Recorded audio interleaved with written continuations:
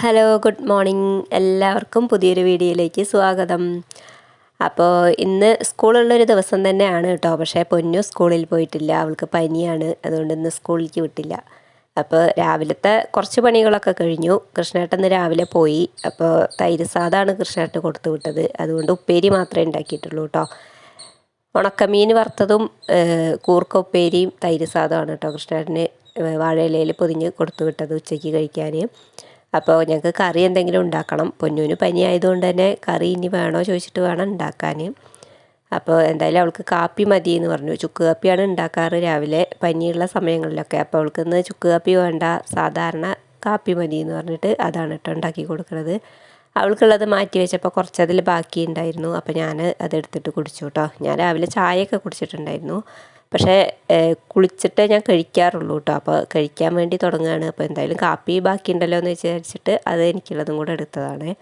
എന്നിട്ട് ആ ദോശയാണ്, മസാലക്കറി ഉണ്ടാക്കിയിട്ടുണ്ട് കൃഷ്ണന് കൊണ്ടുപോകാൻ വേണ്ടിയിട്ട്. ദോശയ്ക്കുള്ള കറിയാണ് കേട്ടോ. രാത്രിക്ക് മസാലക്കറി ഉണ്ടാക്കി കൊടുത്തു വിടാറുണ്ട്. അപ്പോൾ ആ കറിയുണ്ട്, അതും കൂട്ടിയിട്ട് ദോശയും കഴിച്ചു കേട്ടോ.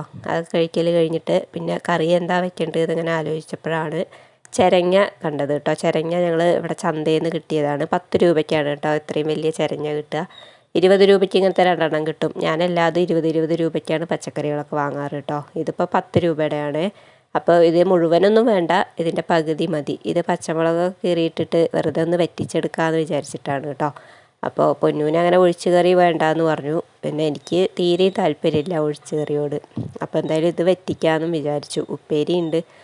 അപ്പോൾ അത് അതുപോലെ തോലൊക്കെ കളഞ്ഞിട്ട് കഷ്ണങ്ങളാക്കി മുറിച്ചിട്ട് വേവിച്ചെടുക്കുക കേട്ടോ ചെയ്യുക. കുറച്ച് ഉപ്പും പിന്നെ നമ്മുടെ ചെറിയ ഉള്ളി ഉണ്ടല്ലോ അതൊക്കെ ഒന്ന് ചതച്ചിടുക. എരിവിനാവശ്യമായിട്ടുള്ള പച്ചമുളക് ഇട്ടിട്ട് പച്ചവെള്ളത്തിൽ വേവിച്ചെടുക്കുക. അതിൽ നിന്നിട്ട് നല്ലപോലെ പച്ച വെളിച്ചെണ്ണ ഒഴിക്കുക. അത്രയേ ഉള്ളൂ കേട്ടോ പണി. പക്ഷേ ടേസ്റ്റ് സൂപ്പറാണ് കേട്ടോ. ഇതുപോലെ ഉണ്ടാക്കാത്തവരൊക്കെ ഒന്ന് ഉണ്ടാക്കി നോക്കി കഴിച്ച് നോക്ക്.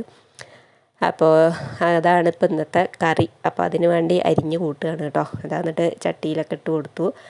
പിന്നെ അതിലേക്ക് കുറച്ച് ചെറിയ ഉള്ളിയും ചതച്ചിട്ട് കൊടുത്തു. ഉപ്പും ചേർത്ത് ആവശ്യത്തിന് വെള്ളം ഒഴിച്ചിട്ടാണ് വേവിക്കാൻ വെച്ചു കേട്ടോ.